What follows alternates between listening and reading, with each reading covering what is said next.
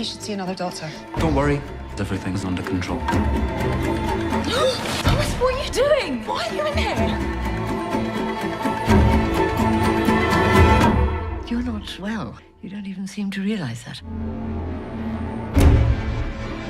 Why do you keep me trapped in that house? Your condition. I don't have a condition. Give me the key. No, I think I'm gonna need your help. Give me the key! No!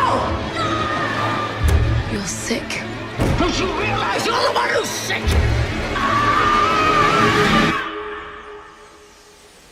There's been too much death in this family. Hey, Joe. Good morning. Jeff in Las Vegas. How are you? How are you doing, Jeff? I'm very well, thank you. Oh, well, thank you for talking to me today about your thriller, Kindred. It was amazing. I really enjoyed it. Good, I'm glad. Yeah. Well, happy Halloween, too. Yeah, you too. It's gonna be a different Halloween this year. Oh, yeah. Different. I guess Charlotte isn't going to Australia, is she? No, I don't. None of us are going anywhere at the moment, so she's in good company. But no, she's not going to Australia anytime soon, I don't think.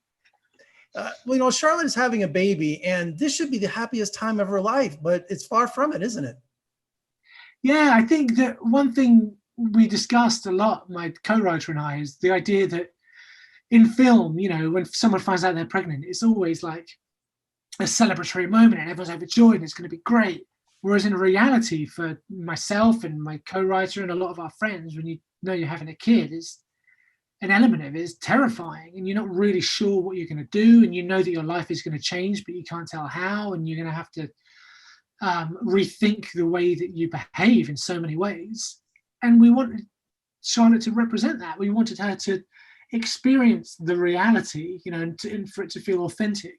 That was really important to us.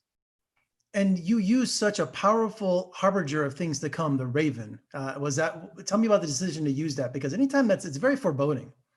Yeah, so we basically decided early on, because the film initially starts out from two people's perspective, but then quickly becomes from her point of view, that we wanted ways to represent that visually, like a kind of dream sequence motifs and things that give you an insight into her thinking and what she's going through.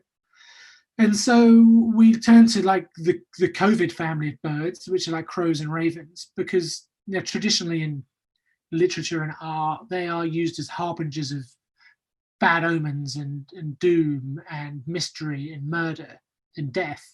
And that kind of fitted with everything we were thinking that she'd be worried about, so they were a lot of fun to shoot as well. So that's I what bet. And Tamara Lawrence and Fiona Shaw, how did you guide such powerful performances? I mean, they were just explosive. Yeah, I mean, they say that 90% of directing is casting, and it's pretty true, to be honest. We got very lucky that we got such good actors. It's Tamara's first lead role in a feature. She's had a couple of smaller roles in films, and she was in a big TV series called The Long Song.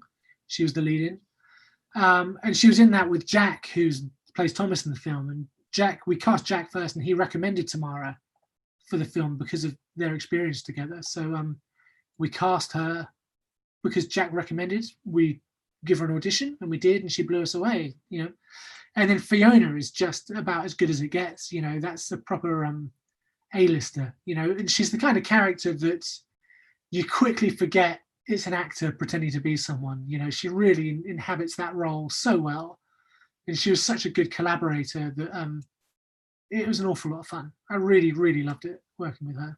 And tell me about finding the mansion, which I think is a main character in the film, because the setting of the story. So tell me about your search for the perfect mansion.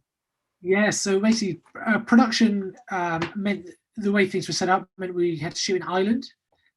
So it's only a hop across the water from London. So we went over there a few times and tried to find the right place. But we didn't struggle. We found a couple of decent options that could have worked. And then our last throw of the dice was to drive out of Dublin a couple of hours to this house in the middle of nowhere. And we went there thinking, God, we better not like this one, because it's going to be a nightmare getting a crew there and getting it. What are we going to do? We'll just be polite and check it out. And of course, the second we turned up, we're like, well, this is the place. My producer was pulling his hair out. But that was it. It was perfect. It had everything we needed. It was big enough that the crew could set up their little departments, wardrobe, hair and makeup inside the house. The artist screen rooms are inside the house. production were inside the house. You know, we had pretty much everything we needed within a stone's throw of the front door, and it is literally a crumbling, dilapidated family mansion in a film about a dilapidated family mansion. You know, it's everything you dream of. Yeah, That's perfect. Well, this was your first feature film, so I always ask this to first-time directors. Tell me about the first shot on the first day and the last shot on the last day. What was it? So the funny thing is they were both car related.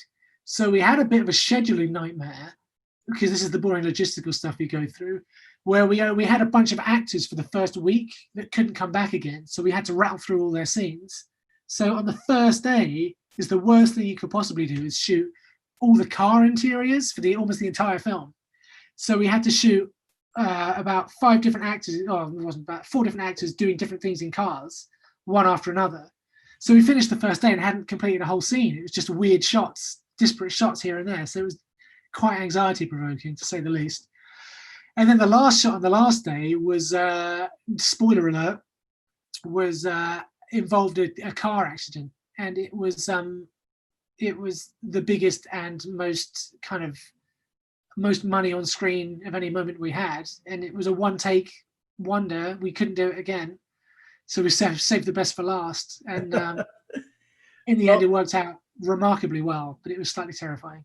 Joe, excellent first effort, just in time for Halloween. I describe it as Hitchcock's Suspicion meets Rosemary's Baby. So hey man, that's good for me. I'll take what I can get. That's about as good as it gets. Well, congratulations. Good luck with the film. And when you have a chance, come over and visit us in Las Vegas. We'd love to have you.